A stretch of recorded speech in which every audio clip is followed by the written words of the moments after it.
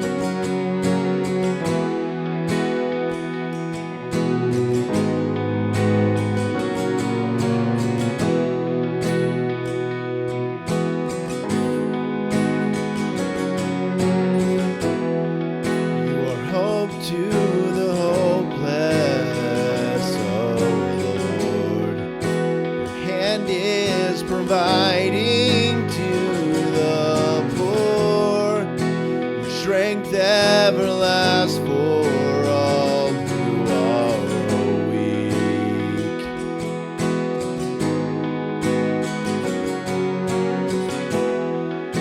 Your love to the lonely, oh Lord. Your assurance for all of the insecure. You are healing for all of these scarred hearts. 'Cause there is hope, there is faith, and His love will make a way. Everlasting love will find you where you are, an everlasting love, seeking every heart, and every tear will be dried by a beautiful Savior, by a beautiful Savior.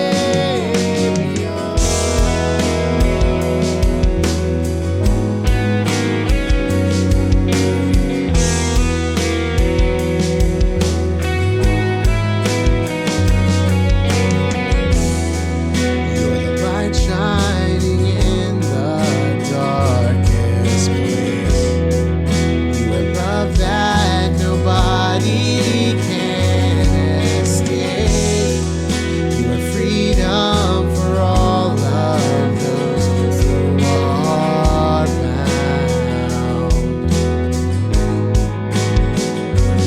There is hope, there is faith, and His love will make a way.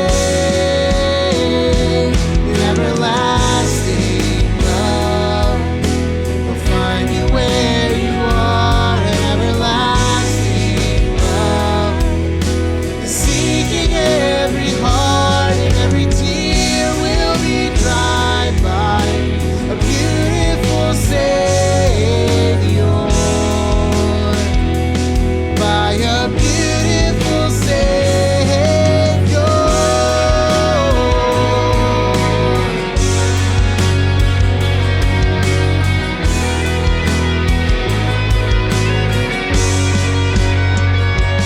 There is hope, there is faith, and His love will make a way.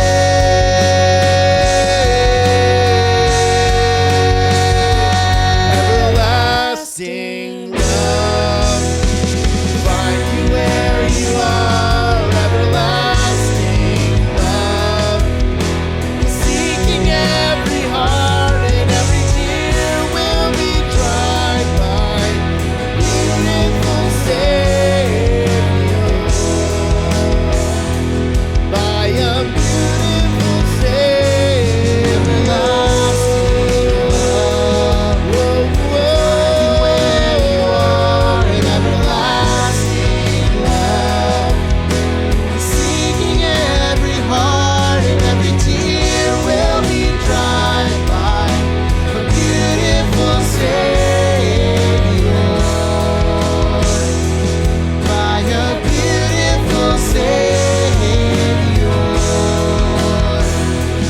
by a beautiful Savior.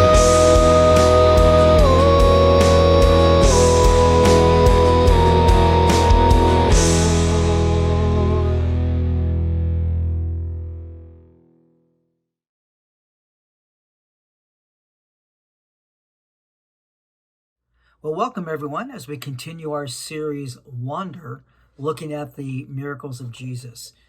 Tonight we're going to continue this series. It's sort of been a 6-week series. It's been leading us up to Easter. We kicked the series off. I actually did the very first one where we looked at the statement Jesus made where He said, I am the light of the world. And then He proved that by healing a man, giving him sight, who had been born blind. The second week, Heather looked at Jesus as a great physician, and he looked at the story where Jesus healed a paralyzed man. And the third week, Jeff looked at how Jesus showed great compassion, where he touched and healed a leper who had leprosy. Last week, Leah looked at where Jesus made the statement that said, "I'm the bread of life," and he proved that by feeding over 5,000. I mean, it was just 5,000 men with women and children, well over 5,000 people with just 2 fish and 5 little loaves. Tonight, we're going to be looking at the miracle of Jesus raising Lazarus from the dead, found in John chapter 11. We're still going to unpack this account that's recorded there for us to try to understand how it applies to our lives.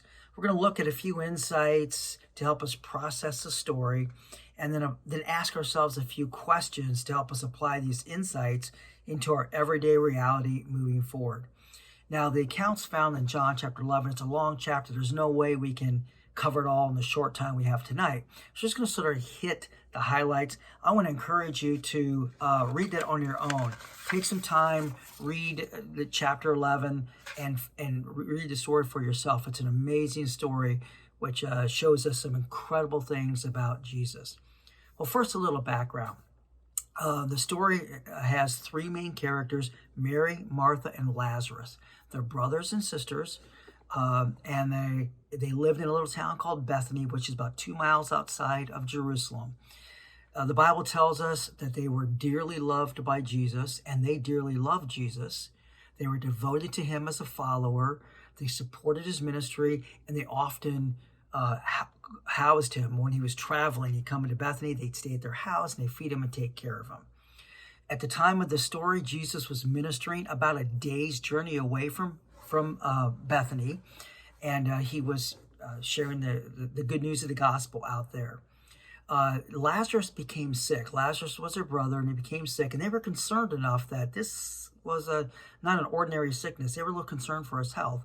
So they sent messengers out to Jesus to take that day's journey to tell them this message: Jesus, the one who you love, is sick. And their hope was Jesus would get the message, turn around, and come right back and heal Lazarus and take care of him so everything would be fine. Well, this is what happened. We're going to pick it up in chapter 11, verse 4. And here it says, "When Jesus heard this, he said, 'This sickness will not end in death. No, it's for God's glory, so that God's Son may be glorified through it.'" And now it says that Jesus loved this whole family, Mary, Martha, and Lazarus, and that in spite of him loving them, and that word for loving is this deep, profound, and pure kind of love. That's the kind of love he had for them. And in spite of all that, it says he waited 2 more days before he said, "Hey, let's go back and check in on Lazarus." So when he said, "Let's go back," the disciples were saying, this might be a little dangerous. Maybe we should wait. And they sort of got into this little theological discussion. And Jesus said this in verse 11. It said that after he had said this, he went on to tell them, "Our friend Lazarus has fallen asleep, but I'm going there to wake him up." And so the disciples said, "Hey, well, Bethany is a dangerous place because it's pretty close to Jerusalem. And the last time you were there, you were talking about you being the great I am, that you being God. And they didn't like that too much. And they picked up stones. We're going to try and kill you and kill us. So if he's just sleeping, you're going to wake him up. Maybe let's not go there." But that's not what Jesus meant. So I'll pick it up in verse 14 where Jesus said this. He said, "So he told them plainly, 'Look, Lazarus is dead. And for your sake, I'm glad I was not there, so that you may believe. But let us go to him.' And so the disciples said, 'All right, we're going to go with Jesus. We're probably all going to die, but here we go.' And so Jesus made the trip, the 1-day journey to Bethany. As he got there and he started seeing all the people around, the family was a well-known, well-loved family that a lot of people knew and loved. And so there was a lot of people there who were mourning the death of Lazarus. And it says when Jesus got there, it says that he loved Lazarus, but he waited. And by the time he got there, it had been 4 days since Lazarus had actually died. And so if we do the math, we find out that 1 day journey to Jesus, 2 days waiting, 1 day journey back. Lazarus actually died right after the messengers left to go tell him he was sick. And of course, Jesus knew that, he understood that. He knew what he was doing and why he was coming there. So he delayed so the glory of God might be seen. And when he got there, there was many mourners along with the family who were mourning. And we're going to pick it up in verse 21, where it says this. As he was there and coming up, Martha found out that Jesus was coming, and she ran to him. In verse 21, it says this. Lord, Martha said, if you had been here, my brother would not have died. Now, how many times have we said that to Jesus, right? What Martha basically said was, hey, Lord, I know, I did the math. I know that Lazarus died right after he sent the messengers. But while you're out busy ministering to other people, you could have been here looking after us and caring for our brother Lazarus. Instead, you were somewhere else. And she basically said, Lord, you sort of left us hanging. She said, but she went on to say, but I know that even now God will give you whatever you ask. She had seen Jesus do these amazing miracles. She'd actually seen him raise people from the dead. She thought, hey, Jesus, I know if you ask for it, it can happen. And Jesus said to her, your brother will rise again. And Martha sort of answered with a theological understanding that says, yeah, I know he'll rise again in the resurrection at the last day. And then Jesus paused because he wanted to make the point here. And he said to her in verse 25, I am. There's that I am statement, claiming himself to be God again. Clearly, everyone understood exactly what he was saying there. He said, I am the resurrection and the life. The one who believes in me will live even though they die. And whoever lives by believing in me will never die. Do you believe this? That's a powerful statement about who Jesus is as a resurrection life. And Martha said this, yes, Lord, she replied, I believe that you are the Messiah, the Son of God, who has come into the world. Now that is an amazing statement. In the language of the day, that's the most powerful language she could use to say that, yes, you are the Messiah, and I believe this. So she made that statement. So Jesus then said to them, hey, where have you laid him? I want to go see him. So they took him to the tomb where he was. At that point, Mary came running up to him as well when she found out that Jesus was there. And she said the same thing, Lord, if you'd been here, my brother wouldn't have died. And again, Lord, you weren't here when we really needed you. And then as Jesus looked around, he saw the mourners. He saw Mary weeping at his feet. He saw the brokenness and the brokenheartedness of the people there. This amazing passage came to be. Let's pick it up in verse 33. It says, when Jesus saw her weeping, and the Jews who had come along with her also weeping, he was deeply moved in spirit and troubled. Where have you laid him? He asked. Come and see, Lord, they replied.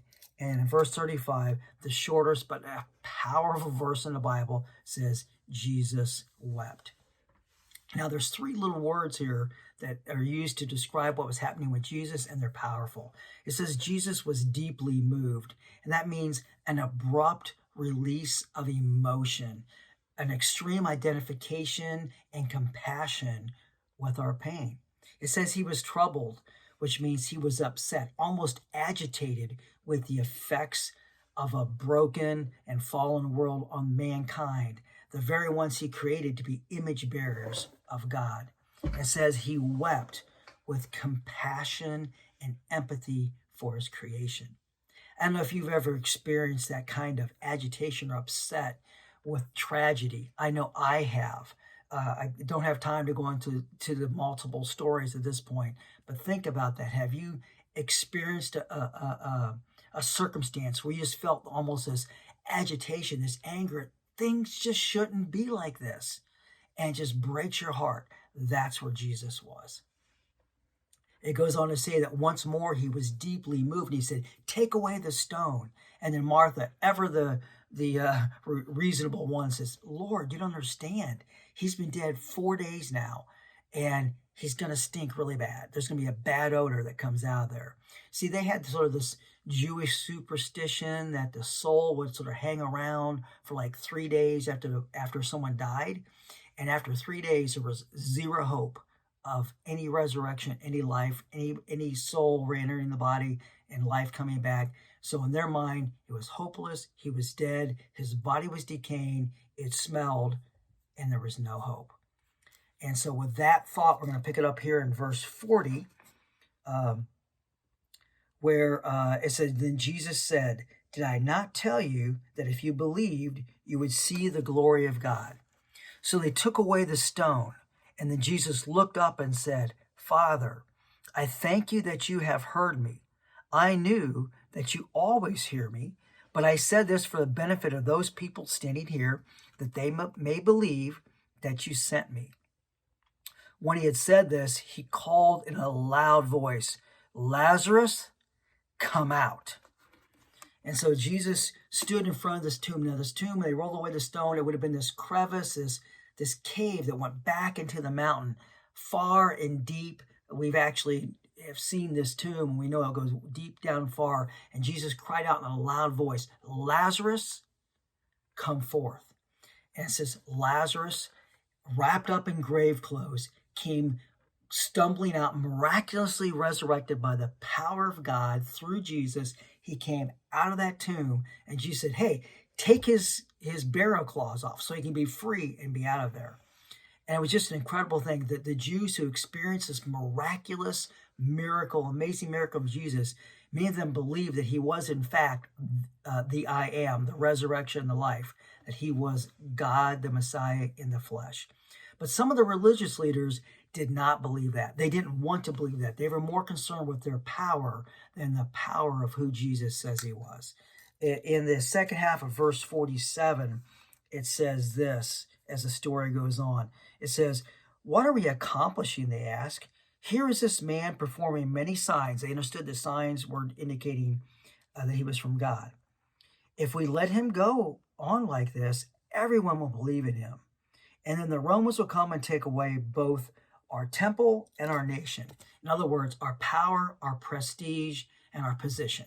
And that's more important to us than whoever Jesus says that he is. And so Caiaphas, who was the high priest that year, had actually already determined that he wanted nothing to do with Jesus, that Jesus was bad news, and he prophesied earlier in the year that Jesus was going to die that year, so the nation of Israel would be free from the Roman Empire and from losing their power and position and that kind of thing. And so it says in verse 53 that the religious leaders from that day on plotted how they could take his life. And this sets the stage for what we now call Good Friday and Easter Sunday. So as we wrap this up, we ask ourselves the question, what do we learn from this account? What did we learn from the resurrection of Lazarus? And I think we learned that it's a sign that clearly points to who Jesus is. Jesus is God in the flesh. He's the Messiah. He's the resurrection and the life. As a matter of fact, if you were to read John 10, which happens right before this happens, you'll be blown away by the clear statements that Jesus makes about himself being God. It's amazing. He claims to have authority to lay down his life and to pick it back up again. And he actually answers the question which John the Baptist asked him at the beginning of his ministry. When John was in prison and he was just trying to make sure that Jesus was in fact the Messiah who was to come, who he was prophesying and preparing the way for, he sent his disciples to Jesus to ask him and said, hey, Jesus, are you the Messiah? Are you the one we're waiting for? And instead of Jesus just answering the questions, he said, look at the signs, right? So this is what he said in verse 22. He said, so he reported to his messengers, go back and report to John what you have seen and heard. The blind received their sight. Oh, that sounds familiar. The lame walked. That sounds familiar. Those who have leprosy are cleansed. There we go again. The deaf hear. The dead are raised. And the good news is proclaimed to the poor. So Jesus said, am I the Messiah? Look at the signs. They clearly say who I am. So we learn from the resurrection that it's a sign that clearly points to Jesus. It's also a picture that Jesus identifies with us and he enters into our pain and into our loss. Jesus cares and he understands about our pain and our heartache. And this gives us great comfort and hope, really, in the midst of our pain and loss, that Jesus understands, Jesus is there, he identifies, but he also has the answer for us. And it's also a picture that there's a crossroads. It's a picture of a crossroads. It requires a decision about what we believe about who Jesus is. We can be like Mary, Martha, Lazarus, and the Jews who witnessed this amazing miracle of resurrection. And we can believe and worship. Or we can be like the religious leaders who rejected and worked against him. As we've been doing every week, as we have these virtual worship gatherings, we ask 3 questions at the end so we can sort of walk ourselves through this. A head, heart, hand question that you can either ask with yourself, with your family, or in your missional communities as you guys meet. And here's the first one. It's more of a head question. It's been said that Jesus didn't come to make bad people good, but to make dead people alive. What does this mean to you? So again, this sort of head question. It's been said that Jesus didn't come to make bad people good, but to make dead people alive. What does this mean to you? The second question is more of a heart question, and it says this: how does it make you feel to know that Jesus identifies with us in our brokenness and enters into our pain? So again, that question, how does it make you feel to know that Jesus identifies with us in our brokenness and enters with us into our pain? And the last question, more of a hand question, how do we respond to all this, says, what is your response to the resurrection power of Jesus, and how does this impact the way you live your life? Once again, what is your response to the resurrection power of Jesus, and how does it impact the way you live your life? We love you guys. So glad we could be together tonight, and so excited that in just a couple of weeks, just as this story points to Good Friday, Easter, and the resurrection of Jesus Christ. Love you guys. Have a great one, and we're looking forward to seeing you real soon.